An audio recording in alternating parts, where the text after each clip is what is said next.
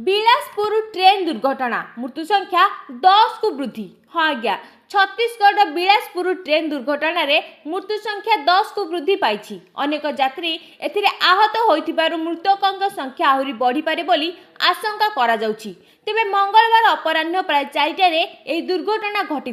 Bilaspur station निकट में एक मालगाड़ी सहित पैसेंजर मेमू ट्रेन धक्का होइथिला। दुर्घटना एते तीव्र थिला जे यात्रीवाही ट्रेन टी मालगाड़ी उपरे चढ़ी जाइथिला। दुर्घटना आहत होइथिबा यात्री मानकु निकटस्थ डाक्तरखाना रे भर्ती करा जाइछि।